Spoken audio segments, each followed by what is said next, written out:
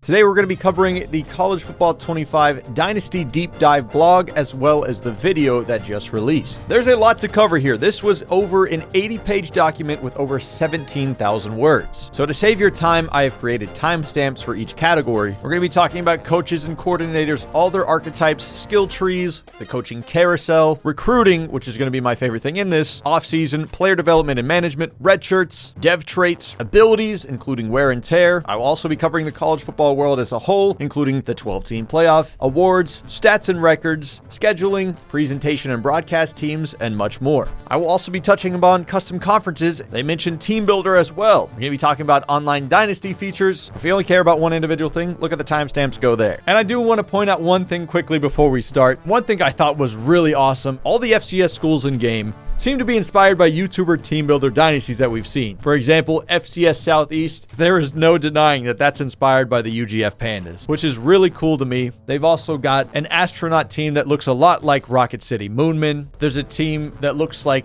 Bengals Riverside Royals in there. You got the Hawaii Tech Sharks, seems to be inspired by Uncle Sam's Rejects, and there's many others out there, but I just thought that was really awesome. So you better believe FCS Southeast is on the schedule every season, just to show some respect to my past dynasties. So the people who are writing this deep dive blog is going to be Chad Walker and Ben Haumiller. Ben has been at EA for a long time. He worked on NCAA 14. I'm a lifelong Dynasty guy myself. So of course he loves this game series. He's been waiting for it to come back for a long time. Chad worked on college football revamps, and he's really pushed this game to a whole new level. I've spoken to them personally. Both of these guys are extremely passionate. They love college football, and they've said it here in their mission. Their mission is to satisfy the core community. Basically, the diehards is where they want this mode to be for. You can tell just by the depth of this deep dive blog that their main focus for College Football 25 as a whole is Dynasty mode. The core tenets of this mode, they said they wanted it to be roster management, talent acquisition. They want you to build up your coach / your program, and they want it to be realistic to the modern college football world. They've been working on this game for about 4 years, but hard development probably like 2.5. But they've been gathering info from the community, college football coaches, forums like Reddit, wish list videos, which they said they saw mine, which I think is cool. They also talked to some college football experts, not me, and college football analysts. Dynasty mode is all about being a coach, whether you want to be a head coach or a coordinator. So they said, we met with college football coaches and experts, started breaking down real-life coaches on the whiteboard. What was their identity? What made them great? What was their journey to get to where they are today? They said what we found that both current and former coaches broadly fit into 3 main categories. Some are incredible recruiters, while others are motivators who maximize the potential of their players. And lastly, there's tacticians who out-scheme their opponents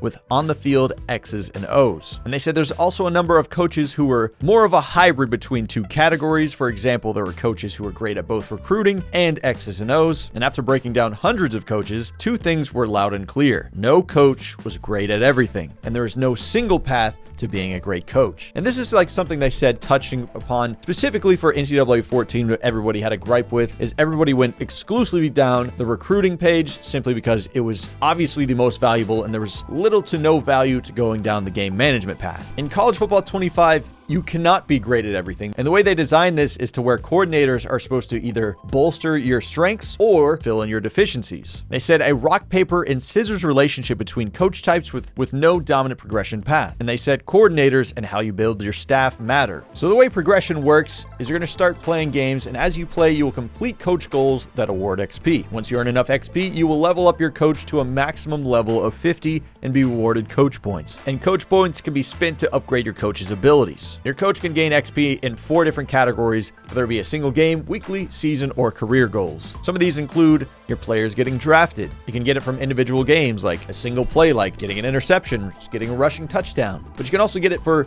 beating your rival, beating a top 25 team, or winning the national championship. You can also get XP in recruiting. So recruiting goals can be specific to a single prospect. For example, sign a 5-star prospect, or a full season, like sign the best recruiting class in the country. You can also get it from statistics like weekly goals, like being ranked in the top 10, or season stat goals, for example, like 4,000 team passing yards, ranked top 5 in offensive yards, and career goals like win 5 national championships. So we know how you gain XP now, but what are the coach archetypes we got here? They said you can think of this similar to traditional RPG classes where all of your party members have a specific class, archetype, and role. Ultimately, in order for your team to be successful, all of the players in your party must do their job and work together. All coaches will start with a base class or a coach archetype, which can be thought of as your special ability, so to speak, in a traditional RPG. The base archetypes fall into 3 categories: recruiting, motivation, and scheme. For your base archetype, you can progress in multiple ways. You can become an expert in a single category like recruiting when you become an elite recruiter, and you can excel on the recruiting trail. Alternatively, you can become a hybrid coach who is strong in multiple areas. For example, a talent developer is great both at talent acquisition and player development. The ultimate goal is to become a program builder or CEO atop the world of college football. Achieving an elite archetype like program builder or CEO is a combination of on-field success and ability progression. He stresses here there is no single formula to reach these statuses, which I think is nice. You will be able to mix and match different ability combinations and progression paths, leading to strong customization. In total, there are 11 different archetypes, each with their own focuses and perks. Together, they form what they said is a rock, paper, and scissors relationship where there is no dominant archetype. I mean, they're not denying recruiting is obviously the most important thing in college football, but focusing solely on recruiting here could leave you vulnerable in other areas. And like they said, no coach is good at everything. You have limited points. You're not going to be able to max out everything, which is why these coordinators matter a lot. They also said that there's 5 different XP speed settings for coaches. So I guess you can adjust it to whatever experience you want. If you want a very, very long grind, you could probably put it at very slow. And if you're more casual and you just want to play a couple of seasons or something, I guess you can put it at extremely fast. So how do you upgrade your archetype and what does it do?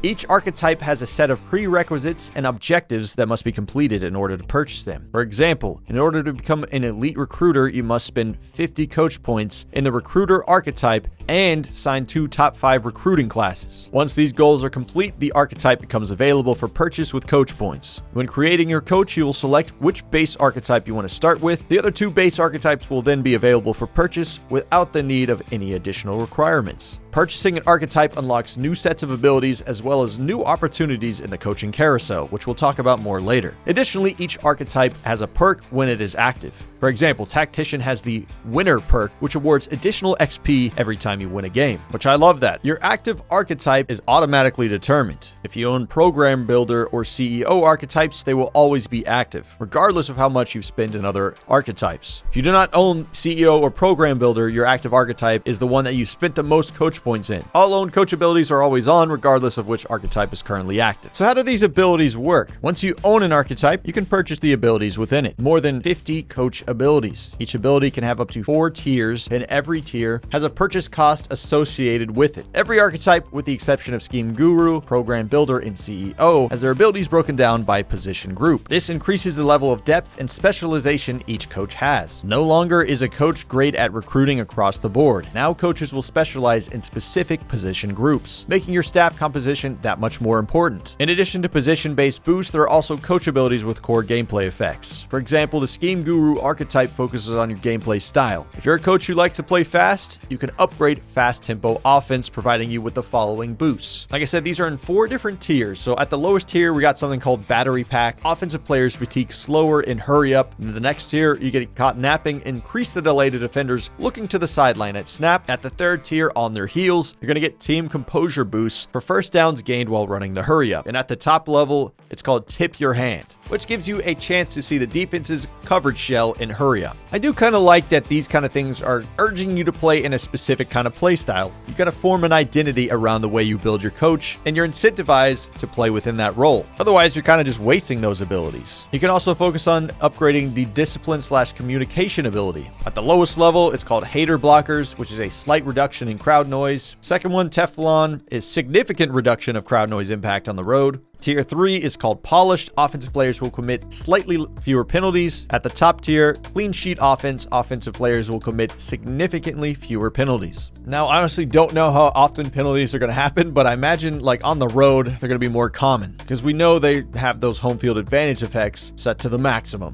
And they said, of course, balance is critically important here, so there are different defensive counters to all of the offensive play style abilities. They have an example here where you can upgrade your ground and pound defense to become a stout run defense and reduce the effects of physical offense continuously running the football. I mean, we could be here all day talking about abilities, but they're only going to mention a few here. Now, I keep talking about this program and CEO archetypes, but they said these are only available for the head coaches because they want them to feel different from the coordinators. And they said the abilities within them are diverse and range from roster management and program culture to home field advantage and recruiting pipeline boosts. Speaking of coordinators, let's go more in depth on them here. Both coordinators and head coaches have the same set of abilities and archetypes available to them, so that way can lead to a natural progression from being a coordinator to a head coach. Staff management is incredibly important because your coordinators can either complement your strengths or shore up your deficiencies. All the abilities your coaching staff own can stack, increasing the effect of an ability. The abilities owned by the head coach have the greatest impact though. The impact of coordinator-owned abilities depends on whether or not the ability is related to their side of the ball. The defensive coordinator having the quarterback icy veins ability, which boosts your quarterback's composure at the beginning of the game, will have a much smaller effect than an offensive coordinator owning it, which should make sense. Going back to that skill graph thing, but you can overlay them all on top of each other to see where you guys are helping each other out in different areas. How do you climb the coaching ladder? Obviously, you got to sign a contract, and you can choose to be a head coach right out the gate, or an offensive coordinator or defensive coordinator. There's no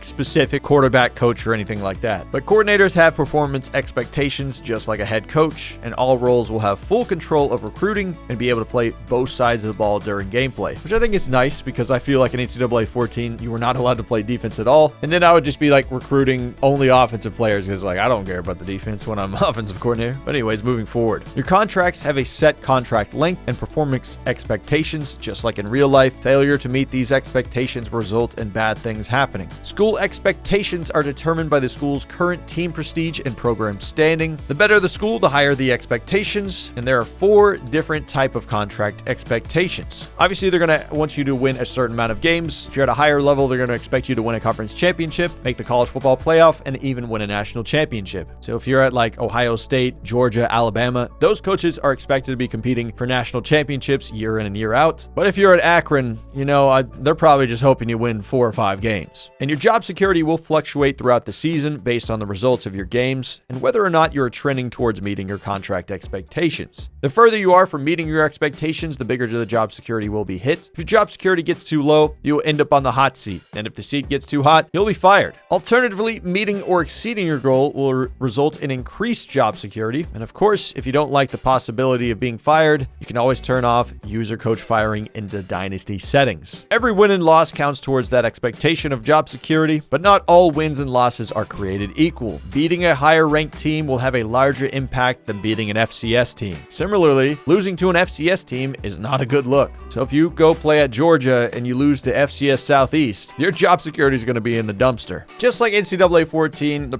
coach prestige letter grade ranges from A+ all the way down to F. Coach prestige is reflective of your ability to meet contract expectations, adjusted for the school in the role that you have. So this, I think, kind of differs from NCAA 14. So for example, meeting expectations and winning 5 games at a small school will have significantly smaller impact than winning the SEC championship at a traditional powerhouse school. So I guess the way that would look is if you're dominating at a MAC school, you're not going to be an A+ in my headcanon. But if you're dominating at Georgia, of course you're going to be an A+. Or at least it's going to take you a lot longer at the MAC school to get that A+.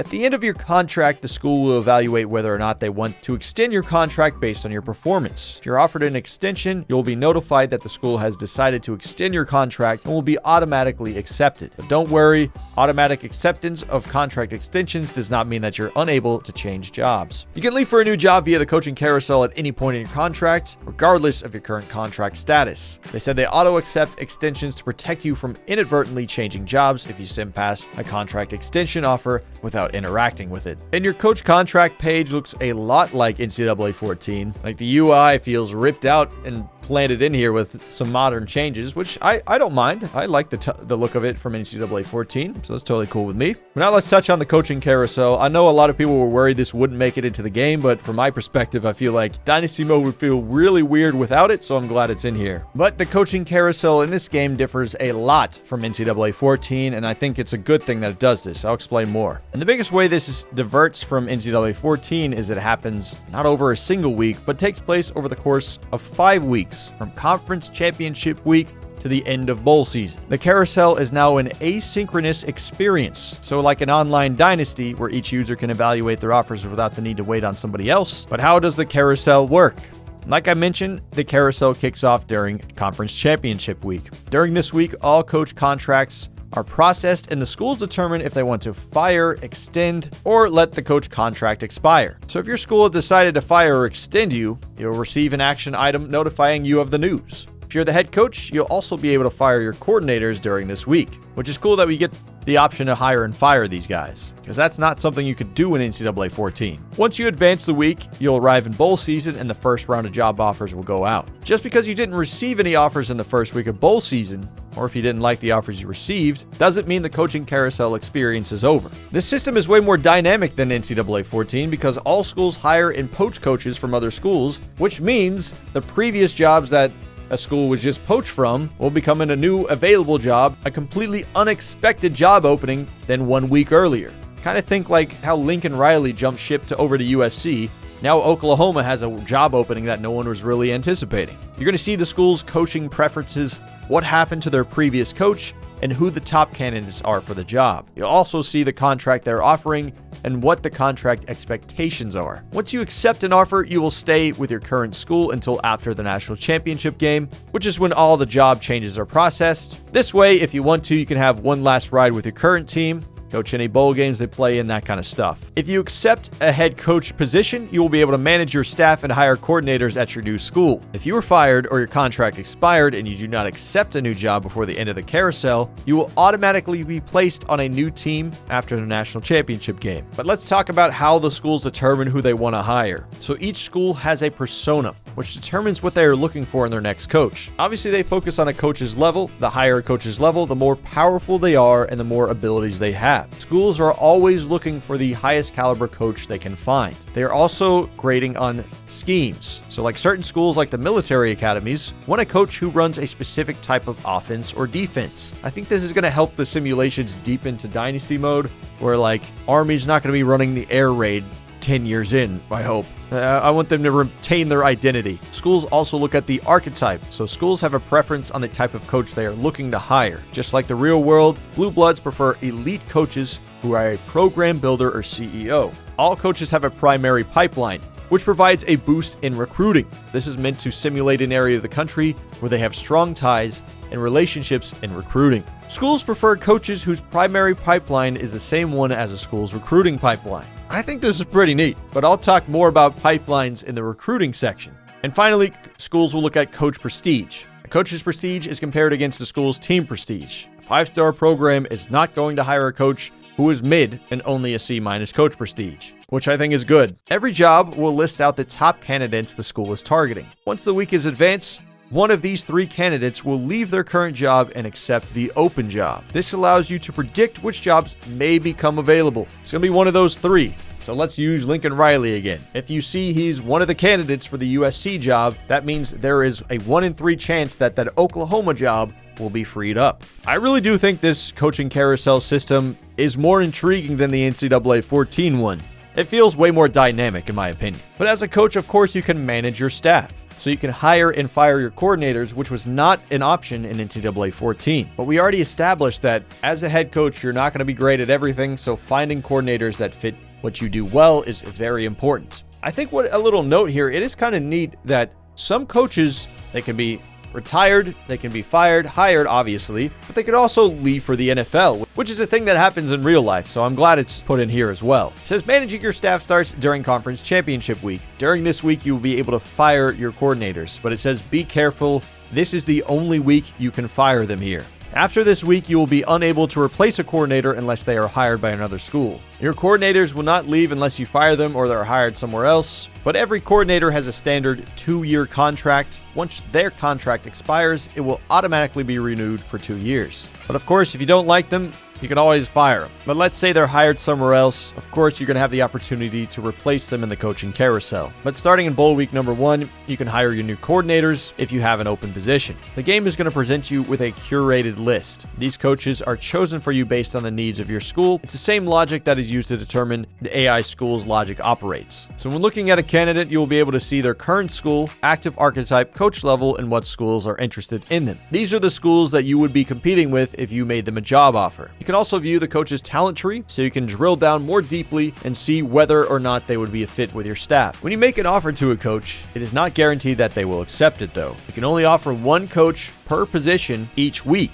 They're going to join your program after the national championship game when all the coach moves are processed. But if they rejected your offer, you will have the opportunity to offer another coach. And you're always going to have at least one coach available to hire who does not require you to compete with any other school. But if at the end of the coaching carousel you have not been able to fill your position, you will automatically be given a new coordinator that is on par with the caliber of your program. And you also cannot control how your coordinators progress. But enough about coaches. Let's move on to probably everyone's most excited thing they were looking forward to: recruiting. So the devs said they wanted to modernize recruiting, obviously, to the modern game. So that includes the transfer portal, new red shirts, but they also have some things that I did not expect them to add that are super cool. The biggest change that you'll notice is with the geographic regions. I'll talk about that more in a second. A lot of us mentioned that we liked recruiting in games pre-NCAA 14 because they had more depth, but it was also tedious. Some people liked NCAA 14. They liked how it was fast, but they did not like how it was shallow and kind of boring. This new system, they wanted you to feel like you were establishing a relationship with the prospect. So they really wanted to blend the two kind of systems. They wanted recruiting to feel meaningful and allowed you to build a connection with recruits through discovery while also being conscious of your time each week,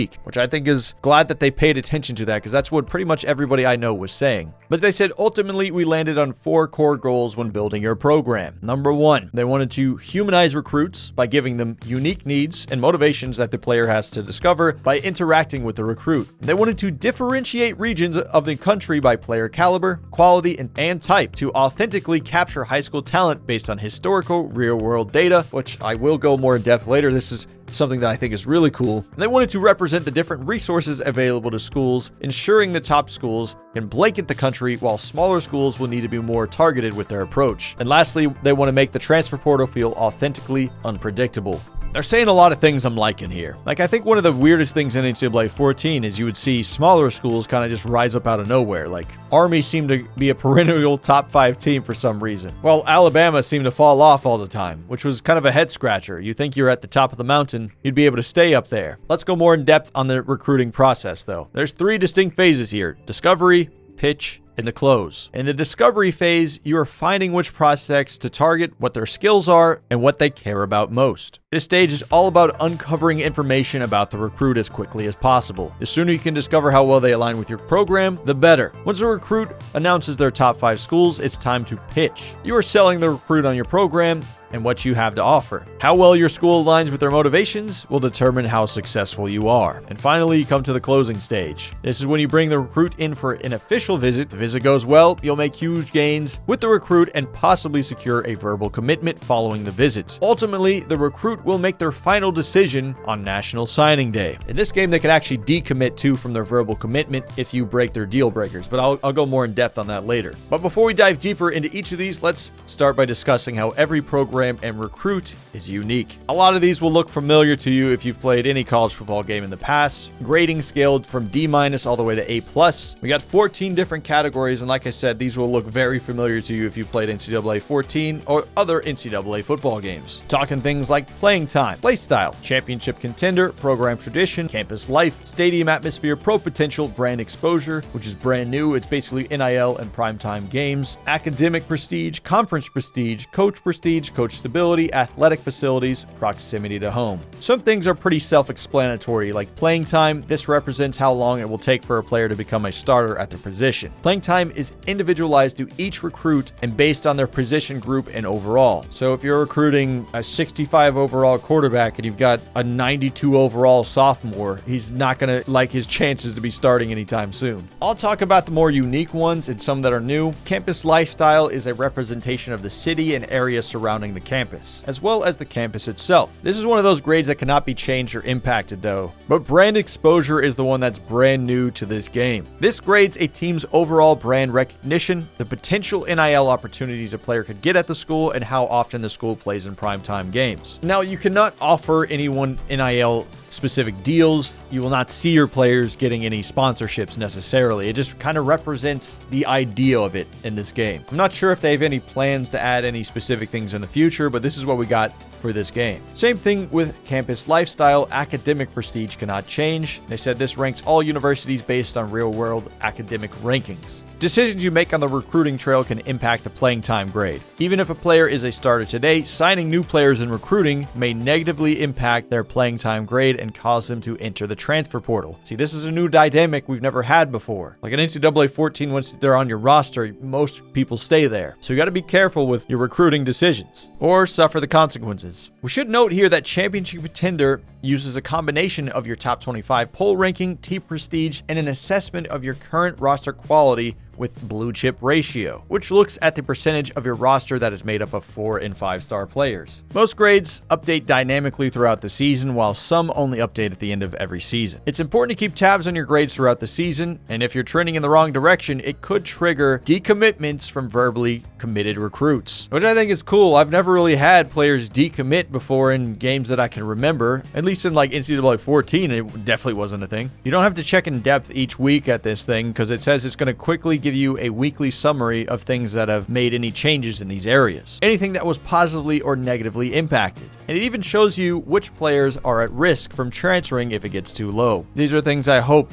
give you like the quality of life thing, so I'm not having to go deep into some menus to look for this stuff. Team prestige grades range from 0 to 5 stars in half-star increments based on their current My School grades. They said very few programs will achieve elite 5-star status, and even fewer will be able to maintain it for a prolonged period of time. Ultimately, Team Prestige plays a pivotal role in recruiting and the caliber of players who want to play for your program. Now, stick with me, there's still a lot of good stuff here. So each season, there's more than 3,500 recruits that are generated from across the country, just like the real world. Every class is different. Some years, there's a plethora of great quarterback talent, while others have very few great prospects all around. I mean, just think about all the NFL classes and stuff we see. Certain regions will be more consistent in the caliber, quality, and type of recruits they produce than others. But this goes deeper than just like California has good quarterbacks. I'm talking very specifically, Southern California is known for producing great quarterback talent, while East Texas consistently produces some of the best wide receivers in the country. But it goes even deeper than this. East Texas is known for producing great receivers historically, but more specifically, they're known for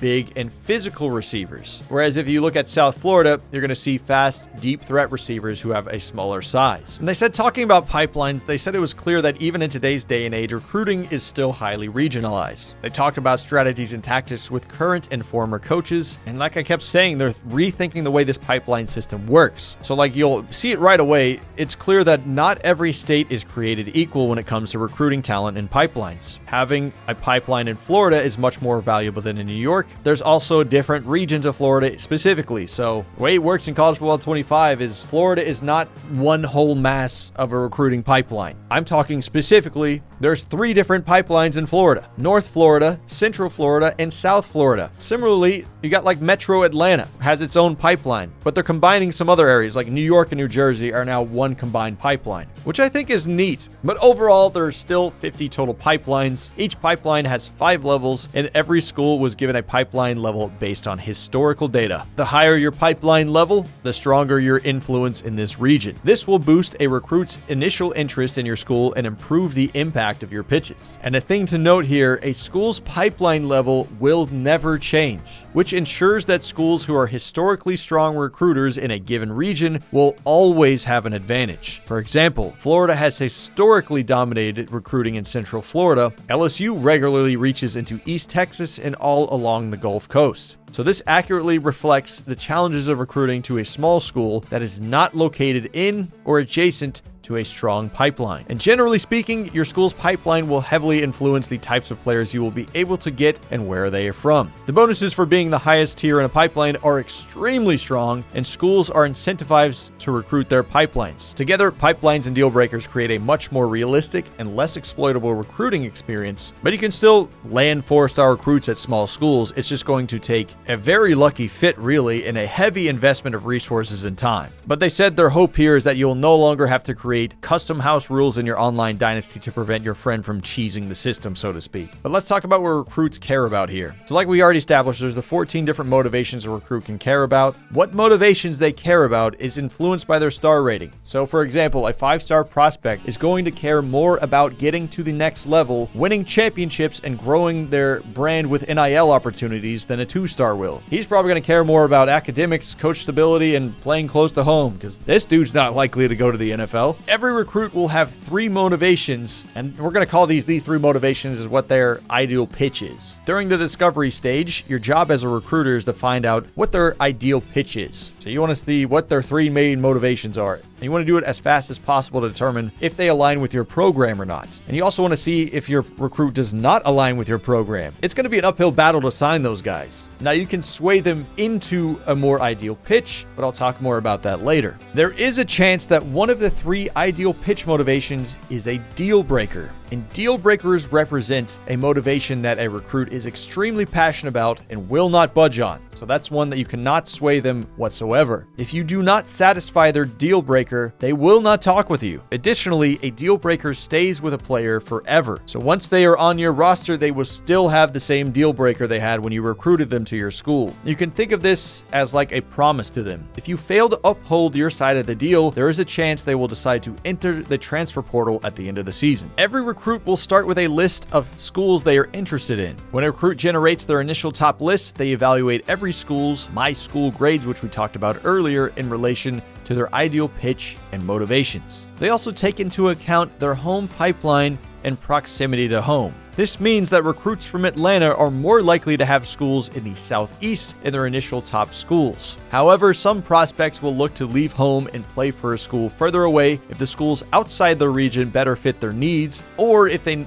don't consider any schools in the area good enough for them. That's good to know. But I do like that majority of players are going to stay within their region. They're probably going to stick within their region maybe when they're freshmen and sophomores, but maybe they'll transfer out later and really broaden their horizons then when their motivations change, which we will talk about more later. Similarly, most of the top schools for a prospect who values academics are going to be very similar to one another. So for example, if you're playing as like Vanderbilt, you're going to be seeing a lot of the times Rice, Northwestern, Stanford are all going to be on there because all those schools have high academic prestige. And depending on the motivations and location of a recruit, it is possible for them to be open to hearing from any school, or if they've already narrowed it down to a top 8 or even a top 5. But once recruiting starts, recruits will narrow down their top schools over time to going from open to top 8 to top 5 to top 3, and ultimately to a commitment. If this happens in season, though, it's only a verbal commitment. Your job is to stay above the cut line each week. Great recruiters will quickly recognize losing battles and pivot their resources to a different prospect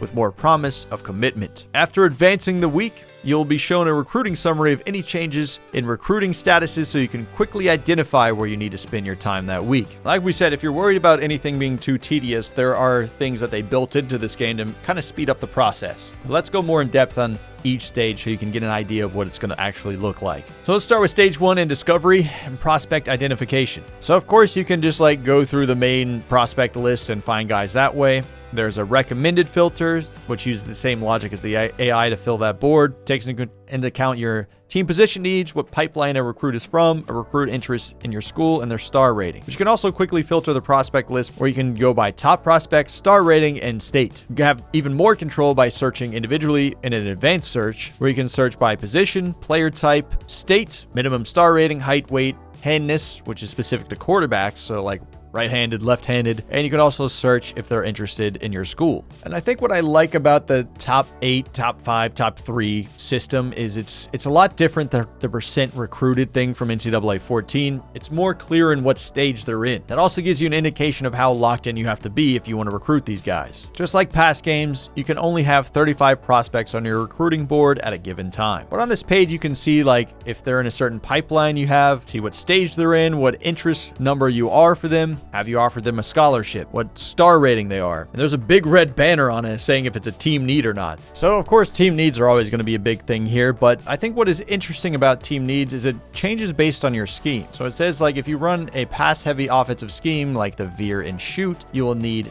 10 wide receivers, whereas if you run a pro-style offense, you're only going to need 6 on roster. And your scheme is tied to your playbook, and the only way to change it is by changing your offensive and defensive playbooks, which can be done at any time. And as you continue to target and sign players, your team needs will update accordingly. So instead of point system in recruiting, you're going to have recruiting hours. These are your core currency to spend here on recruiting actions and scouting each week. The amount of recruiting hours you have depends on your team prestige and what part of the season you're in. This is really cool to me. So teams with a higher team prestige will have more recruiting hours each week. This is meant to model the recruiting resources a program has. The higher tier programs will have significantly more resources available to them. So for example, in the preseason, a 5-star program is going to have 1,000 recruiting hours compared to only 350 hours for a 1-star program. You can see the massive difference in there right away. And the time of year also impacts your recruiting hours. Preseason, off-season, you're not preparing for games each Saturday. So as a result, you have significantly more time to spend on recruiting than you do in the heart of the regular season. So recruiting actions stay week to week until you are either locked out, a player commits, or if you change them yourself. So that basically gives you the feeling of set it and forget it that they kind of mentioned to me in the past. During the preseason, you're only able to scout and offer scholarships. Prior to scouting a player, you will only be able to see their star rating, height, weight, hometown, position, and archetype. You will see question marks on their attributes, abilities, and development trait. The attributes represent the top 10 ratings for their archetype. You start from unscouted. This is represented by the question marks we already said, and the default state of players. Then you got partially scouted. You'll see a horizontal bar. The left side of the bar is 0 and the right side of the bar is 99. Within the bar is a gold zone that covers 25% of the bar's space. The player's true rating for that attribute is somewhere in that range. And once you have a player mostly scouted, it's still that same horizontal bar, but the gold zone only covers 10% of the bar now, so it's a much clearer picture. But when you fully scout a player, you know exactly how good the player is. You see the exact attribute rating. Each time you scout a prospect, you will reveal a limited amount of information about them. So the default maximum is 50 hours, but this can be increased to a maximum of 70 hours. And like we said, this is based on the stacking of the coaching abilities. So like if all 3 coaches have always be recruiting, it can go up to the maximum of 70. But if only your head coach has it, it's 60. Offensive coordinator and head coach have it, it's 65. But if you have that defensive coordinator in there with all the other 2, it's up to 70, if that makes sense. So if this is what you really care about, finding coordinators who fit that, it's going to really give you an edge. Sometimes scouting a player will fully scout an attribute, while other attributes may only be partially scouted. Additionally, each scouting action will also reveal physical and mental abilities. While attributes and abilities are able to be scouted, a player's development trait is not. And they said when they talked with coaches about identifying a player's development trait, they overwhelmingly said it was an intangible factor that is difficult to identify without a distinct intuition and direct in-person contact with a recruit. As a result, they said their discussions, the primary time you will unlock a prospect's development trait is on National Signing Day, basically when you've officially got this player on your team. However, they said there is an ability called the Mind Reader ability. This is, there is a chance you will learn their development trait when you spend time with them during their official visit, which is cool. I feel like by the time you've already had them visit, though, you're pretty far down the path of looking for this player. It would kind of just be the icing on the cake more than anything. They said the coaches they talked to described the level of ambiguity and uncertainty around a player's skill. It is set higher for lower star-rated players. They said this because like top prospects get all the attention from social media, scouts, high-profile camps, so it's way easier to know more about these kind of players. Conversely, lower star-rated recruits generally have less visibility, which leads to a greater level of uncertainty and unknown what their true skill is. This creates an opportunity to find a diamond in the rough. So yes, a gym and bust system is returning to this game. So there's a chance you identify what a true skill is for a player, and it could be worse than their star rating indicates. So for example, a 4-star bust is really a 3-star quality talent, and a 4-star gym has a skill level of a 5-star. But a bust does not mean a player is bad. Like a 5-star bust is still like a 4-star quality player. That's still very good. They said in their system, there's a lot of variance in lower star rated prospects, which provides you with the opportunity to build your program with high quality players who slip through the cracks on the current recruiting rankings. And landing top blue chip prospects is incredibly difficult, so this can be highly effective recruiting strategy to build your program. So the way I'm kind of looking at this is like, if you put in the hours and you're a very sharp recruiter, your skill as the player, not necessarily your head coach, if you're able to find these diamonds in the rough, you can definitely build a good program off of that. But it's just going to be way more inconsistent and more difficult than if you had the resources of a top school to be able to land those blue chip prospects, because obviously they have a higher hit rate, which I think is fun. It's adding a little bit of immersion the more and more I go deep into this. Finding the ideal pitch. Once you determine a prospect meets your initial criteria, it is time to begin uncovering intel about their motivations and what they care about. So there are 5 recruiting actions you can use to uncover information about the prospect. In addition to uncovering information, you also gain some influence with the prospect. Each action has a recruiting hour cost and corresponding benefit. The more hours you spend on a recruit, the faster you will uncover information and the more influence you will gain. You can increase how fast you uncover information and the amount of influence you earn with the most influential ability, which gives you a bonus to recruiting actions. So the 5 recruiting actions you can do are these. You obviously can offer a scholarship. Scholarships show the prospect you are very interested in them, and as a result, you will gain a small weekly influence bonus. You will not be able to bring a recruit to campus for an official visit or receive a commitment from them until a prospect has received a scholarship offer. So you probably want to do that earlier than later. You can search their social media. This will also give you a very small amount of influence when they see you like their story. You can also DM the player. DMs will give you a small amount of influence as you start to build up that relationship. You can also contact friends and family. You're going to learn a lot more about what players' values are by doing this. A significant amount of influence with the prospect. You can also send the house, which is basically sending every available resource you have after a prospect to gain as much influence with them as possible. But now moving on to stage 2, where you're actually pitching to these guys. Now that you've learned what their ideal pitch is, their motivations, what they care about, the more information you have built up, you're going to be able to understand more specifically what you should be targeting. But if you don't have that much information, you're going to be kind of flying in the dark. You'll effectively be flying blind, and you're going to risk pitching them on something they do not care about. If your pitch does not align with their motivations, it can actually have an adverse effect on their perception of you and your program. When pitching a prospect, there are 2 different types you can use: a soft sell and a hard sell. Soft selling awards a moderate amount of influence when choosing the correct pitch. It also limits the downside and the risk penalty when pitching a prospect on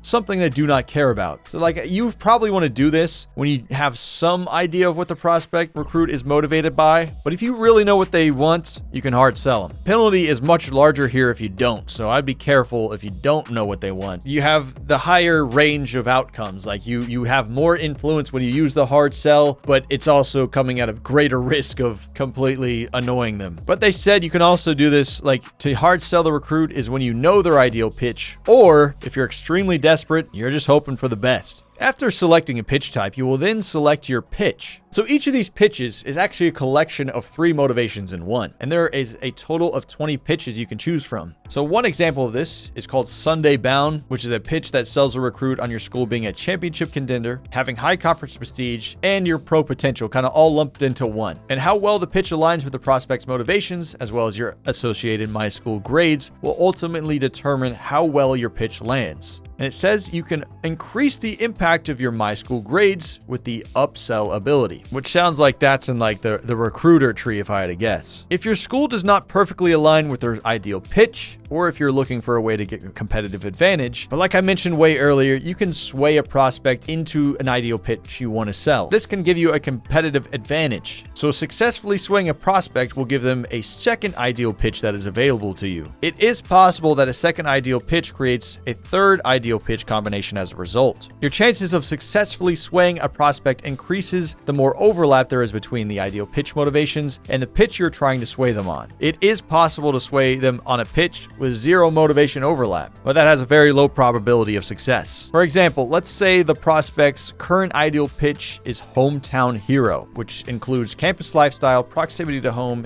and program tradition. To increase your probability of success, you want to sway them on a pitch that also has one or two of the hometown hero motivations. In example, let's say you sway the prospect on the college experience pitch, which includes academic prestige, campus lifestyle, and stadium atmosphere. If the sway was successful, the prospect will now care about academic prestige and stadium atmosphere, in addition to the three motivations they already cared about as part of their ideal pitch. A successful sway gives you the ability to pitch two or more ideal pitches for a maximum influence gain. It also provides you with the opportunity to more closely align the prospect with your school's strengths.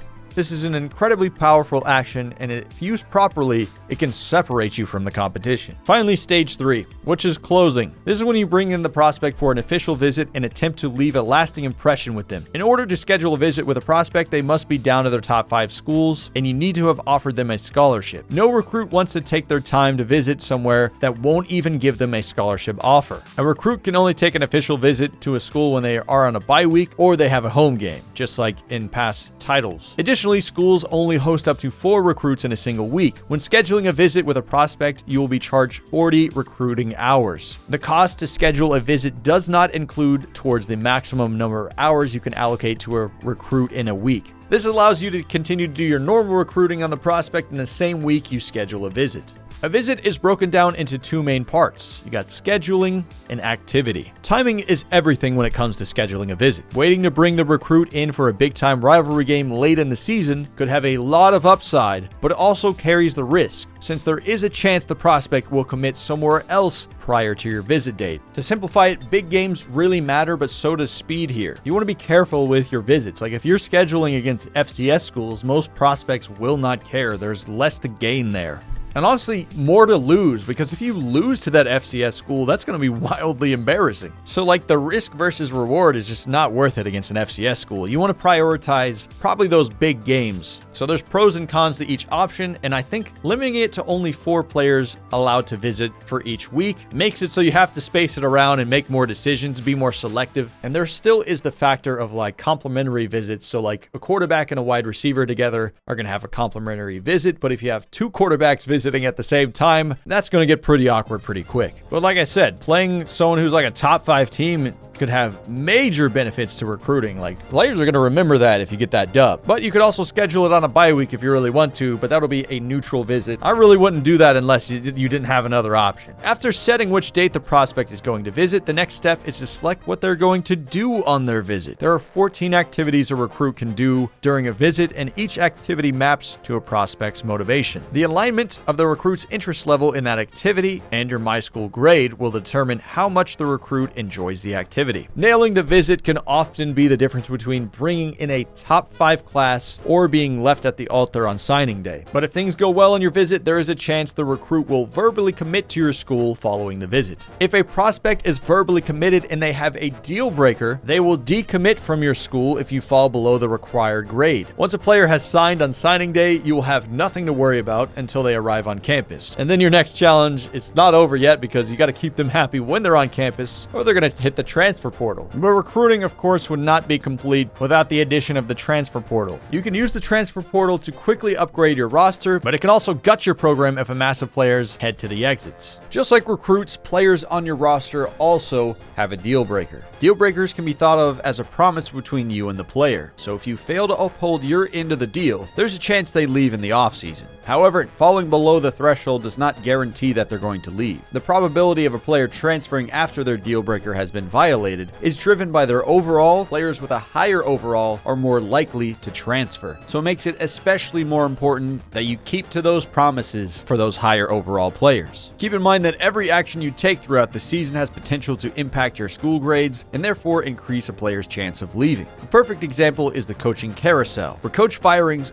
or coaches leaving for new jobs could immediately impact a team's coach prestige grade, resulting in players entering the portal. So in addition to just being able to transfer transfer, higher overall players might even look to go pro, as long as they're draft eligible. But once a player has decided to leave, you will have an opportunity to persuade them to stay. The chance to successfully persuade a player is determined by their overall and your coach prestige. Higher overall players will be harder to convince than low overall players. You have a limited number of persuasion attempts. The number of persuasion attempts you have is determined by your coach prestige. But you can increase the number of persuasion attempts with the gift of gab ability. With the roster retainer ability, you can increase your chance of successfully persuading a player to stay. Both of these abilities are available in the program builder archetype. Of course, you're going to be able to look at the draft results. And what I think is interesting about this is they said when creating the pro draft results, they were surfacing real world data and pro draft trends to inform when players are drafted based on their overall and their position. But not everyone is just leaving the transfer portal. Of course, you're going to be able to recruit players there too. But every offseason, you're required to get back down to 85 players on your roster. Unfortunately, if you're over the 85-man limit, you will be forced to encourage some players to transfer and find a new home.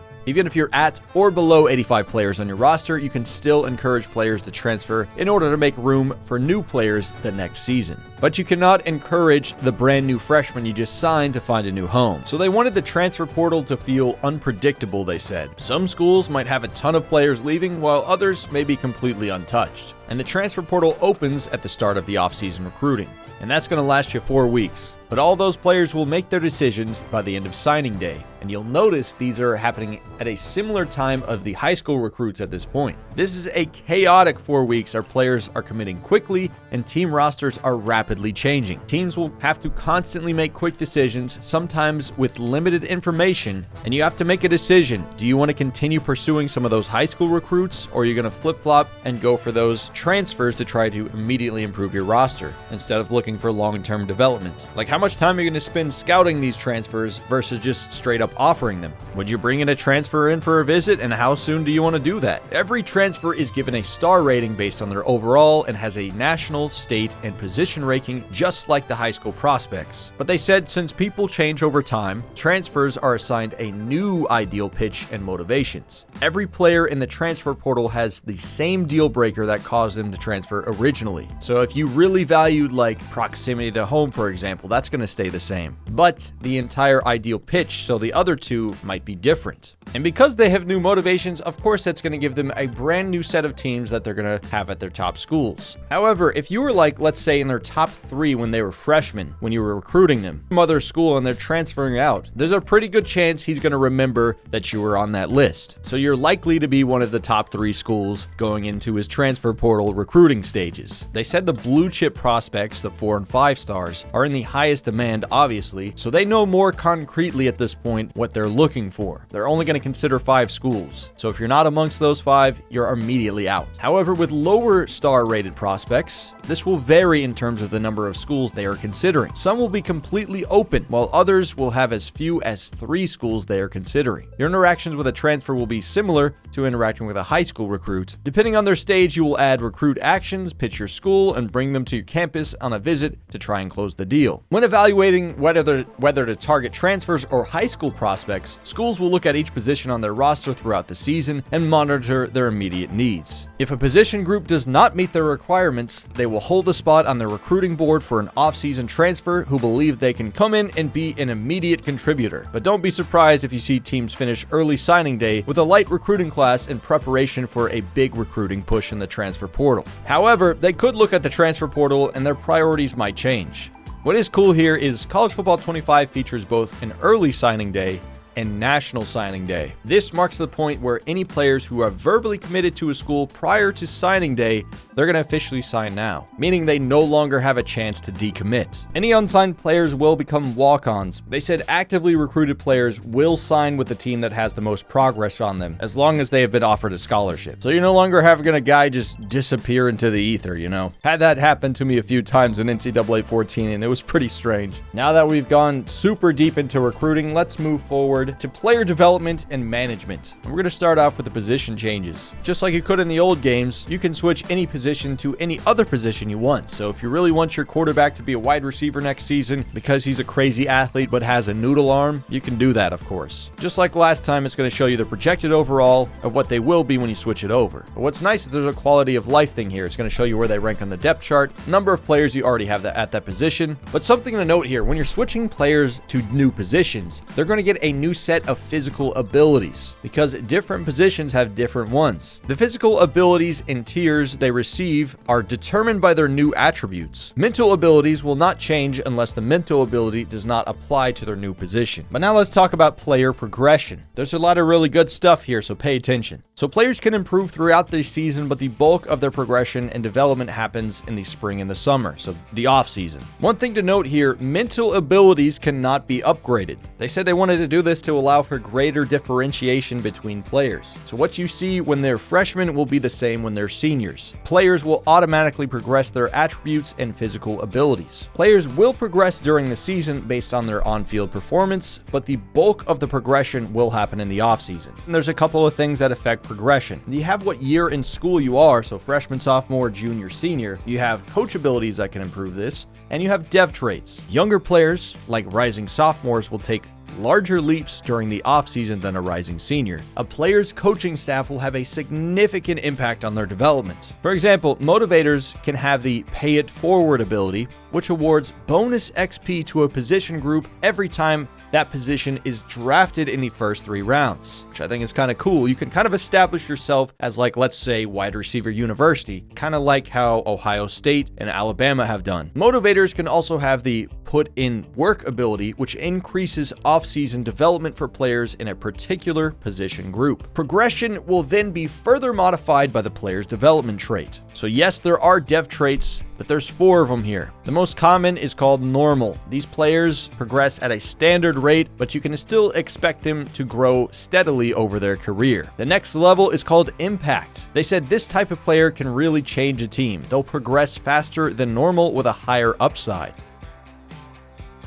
The third level is star, a potential Sunday player. There are very few of these to go around, and they'll establish themselves early as fast learners. And finally, the elite dev trait, the best of the best. These players will make a statement the moment they get on campus and have the potential to be an all-time great. I like how they'll explain those. I'm really curious. I want to see how these look in action though. So we already talked about earlier, the dev trait is mostly hidden in the scouting process, unless you have a specific ability that reveals it when they come to visit. However, once they step foot on campus, you're going to know their dev trait. And this thing was one of my favorite things I've seen in the entire deep dive. It's called skill groups. As opposed to progressing each attribute individually, players will instead progress an entire skill group. And what a skill group is a collection of related attributes. For example, a running back power skill group includes the obvious ones: trucking, strength, stiff arm, toughness, jumping, and injury. Every skill group has a max level of 10. Just visually, it's kind of given some NFL Street vibes. So once you upgrade one of these skill groups, it's going to upgrade everything within that. However, the caveat here is there are some skill caps, and some of these are lower than the max at 10. You can think of these as like a player's maximum potential, which I think is cool. And these are going to vary by player, skill group, position, and archetype. But we can see on a running back here, the route running is limited. Once a skill group has hit the cap, it can no longer be upgraded unless the coach has the architect archetype and the limitless or put a ring on it abilities. Limitless gives you a chance to increase a random skill cap when leveling up. Put a ring on it gives you a chance to increase the highest skill caps after winning conference or national championships. I really do think the skill caps and like limiting potential is one of the cooler things in this game, but I do like that you have the ability as a coach to really break it open and help players realize an even higher potential. And of course, we're going to be talking about abilities. They are plastered all over Dynasty mode. So if you didn't know this by now, players can have up to 5 physical abilities and 3 mental abilities. Both physical and mental abilities have 4 tiers they can go up to: bronze, silver, gold, and platinum. Physical abilities are determined by the player's archetype, while mental abilities are position specific. While progressing, players will look to upgrade their physical abilities if they meet the rating requirements. So like every tier of a physical ability has an associated attribute requirement. positions. So for example, in order to have the platinum workhorse ability for like power running backs, player must have a 95 toughness rating. And we already said players cannot upgrade their mental abilities. So if a player does not come in as a freshman with a particular mental ability, there is no way for them to earn that ability through progression. That is specifically reserved for the physical abilities. We're going to start to pick up the pace here a little bit more. We're going to talk about impact players. So what I think is cool about this, there is no limit to impact players on a team. So if you're just like an absolute powerhouse with 99s across the board, your entire team could be an impact player, and you're going to see that visually on the field and be immediately intimidated. However, every team will have at least one offensive and defensive impact player. So I've talked about wear and tear a lot. If you want to hear my in-depth thoughts about it, I talked about it in my last deep dive. Players can incur damage to specific body parts during gameplay. The more damage a body part is, the more it will impact their on-field performance. You get hit in the throwing arm, you're going to have throwing accuracy and throw power downgrades in your attributes. And I just wanted to note here, you can also incur wear and tear damage during Super Sim. More severe damage takes longer to recover. So they said, for example, let's say the previous game your running back severely damages his right ankle and his left shoulder was only slightly damaged. The next week, you can expect his shoulder to be fully recovered because it was only slightly damaged. However, that severely damaged ankle will now only be slightly recovered. So it's a nagging injury at this point. He's not out of the game. You can still play with him, obviously, but it's kind of like a lingering issue with him. So it's something you're going to have to monitor moving forward. This is how real life football works. You get banged up over the course of the season. That's really why I like wear and tear. Adds a little bit of roster management and realism to this football game, which I think is going to be cool. If it's tuned properly, of course. That's always the caveat, right? We don't know yet. But you could decide to sit him in an effort to allow him to get back to full health the following week, or you could play him at the risk of increasing how long it takes him to fully recover. In an effort to ensure that players are not disappearing in big-time games late in the season, they have set minimums that players will always recover to when advancing the week. I guess by the minimums, the worst it could be is like maybe slight impact to start the game, and then it's on you if it keeps happening and you keep ignoring it. And obviously, if a player gets hurt so bad that he can't play in the game, that's also a problem. But they've made it pretty easy to see when things are happening like that. But of course, if you do not like the system, they said there is a setting to turn it off. Let's talk about the greater college football world in Dynasty mode. So the first thing you'll notice, obviously, is the 12-team playoff. This is going to feel weird because we've never seen the 12-team playoff in real life before. So you're going to get to play it in-game before we see it happen later this season in the real world. And obviously, they said they had to build the game's logic based on their own interpretations because there is no real-world data yet to go off of. But they do know the seeding and the new selection rules. This is a 5+7 model, and what that 5 means is the 5 highest ranked conference champions will get automatic bursts into the playoff. So if you're like Notre Dame, you will not get a bye because you are not in a conference, which is interesting for this new system. Will take some getting used to. And the remaining 7 spots will be filled out based on the remaining order of the college football playoff rankings. The only way to get a first round bye is to be one of the 4 highest ranked conference champions. So like I mentioned earlier, an undefeated Notre Dame or any other independent, as well as the winner of the Pac-12, can be seeded no higher than 5th and will never be eligible to skip the playoff first round. So if you're like Notre Dame, you will not get a bye because you are not in a conference, which is interesting for this new system. Will take some getting used to. One thing that is cool about the 12-team playoff system is the first round of games are played on campus. So even if you don't get that first round bye, you get to use your home field advantage in the first round, assuming you're the higher seed, of course. The second and third round games are played at what is formerly known as the New Year's Six Bowl. So you're talking about the Rose Bowl, Sugar Bowl, Orange Bowl, and Peach Bowl. And once you get to the championship, that has a rotation of hosts starting with Mercedes-Benz. In addition to the college football playoff, they said they also have 34 bowl games, each using their real-world bowl tie-ins. They also were talking about red shirts. Red shirts are different now in the modern era. So like you can play up to 4 games with a player and still be eligible for a red shirt, just like in real life. And you can monitor this throughout the season to see how many games each player has played. And you can decide later if you want to redshirt them or not. And this can be any 4 games. So if you want to play them in the first game, you can do that. And then you can sit them for the rest of the year and play them in your bowl game if you want to. As long as you haven't played him in 4 games, he is still eligible for redshirting. But of course, you can also just redshirt and obviously obvious guy if you have no intention of using him that year. Red shirts will be automatically applied if eligible. For scheduling, I try to consolidate a lot what they're talking about here. So basically, very important games like the Iron Bowl get filled in first because they want to make sure those big games are taken care of. And what's crazy here is they said they included as many future real-world games that have been announced as they could. So even all the way up to like 2030 between Bama and Notre Dame, they said that'll happen in-game. They said kickoff games like the Duke's Mayo Bowl Classic and the Vegas Classic are here as well. One thing that they said was not in the game though was like out-of-country games. So the games that happen in Ireland, they do not have like that stadium. They said they also added Week 0 in here. If you didn't realize this by now, there is multiple broadcast teams in this game. So here's how it's going to work. So if you have Game of the Week, you are going to get the top level of broadcasters, which in this game will be Chris Fowler and Kirk Herbstreit. And then if you have a lower level, so it's just streaming or a nationally broadcast game, you're going to get Reese Davis, Jesse Palmer, and David Pollock,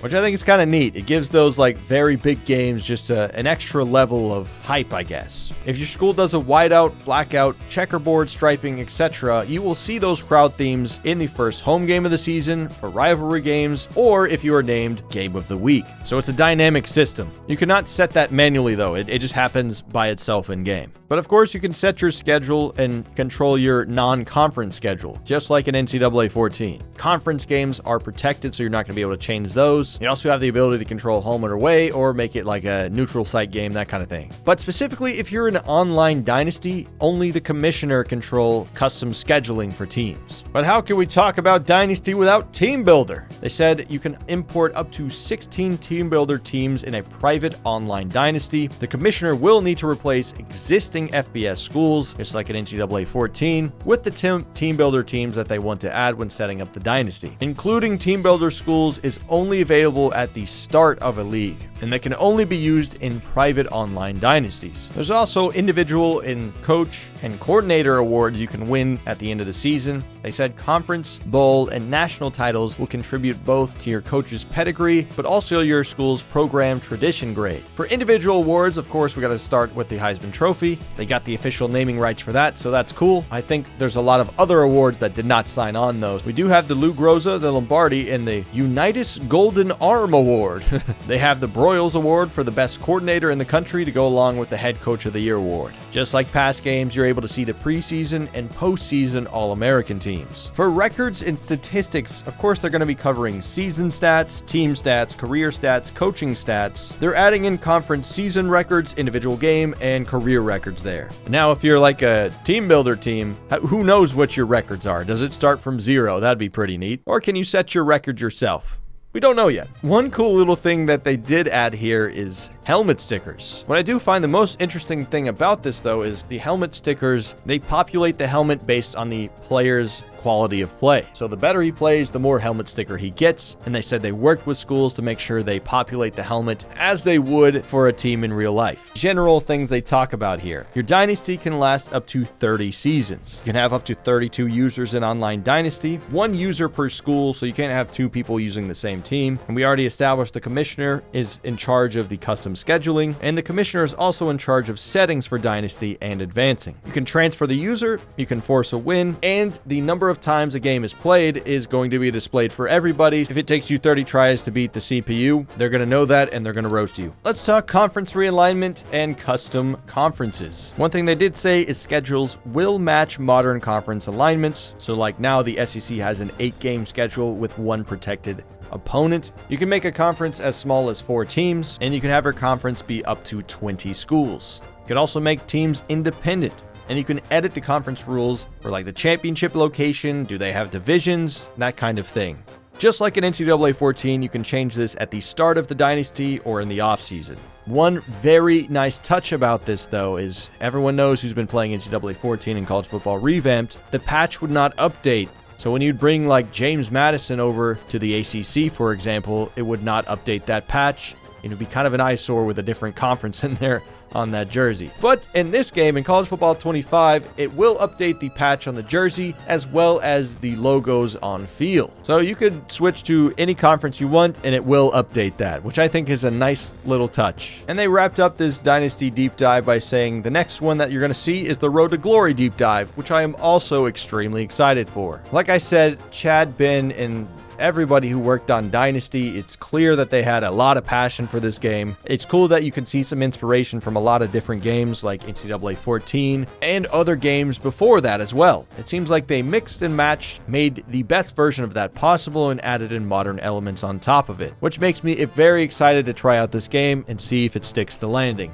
But you form your own opinion. This is not a review. This is just me giving you information. But that was a mountain of information here in this Dynasty Deep Dive. Hope you stuck with me till the end. Let me know what your favorite part was in the comments below. Anything that you think they missed. Because we already said that they look at the community, they talk to coaches, they look at Reddit, all that stuff. So shout out to everybody who made this game possible and become what it is. But anyways, as for me, I just want to say thank you guys so much for watching. I am Drew Morris, Big Ol' Drewski, not the expert, and I'll see all you guys in my next video. Peace.